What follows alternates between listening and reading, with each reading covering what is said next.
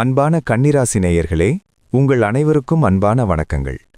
வாக்கிய பஞ்சாங்கப்படி பார்த்தா இந்த விசுவாவசு வருடம் மாசி மாதம் 22ஆம் நாள், அதாவது 2026ஆம் ஆண்டு மார்ச் மாதம் 6ஆம் தேதி வெள்ளிக்கிழமை காலையில சரியா 7:56 மணிக்கு கர்மகாரகன் சனி பகவான் இதுவரைக்கும் உங்க ராசிக்கு 6ஆம் இடமான கும்பராசியில இருந்துட்டு இப்போ 7ஆம் இடமான மீன ராசிக்குள்ள நுழைய போறாரு.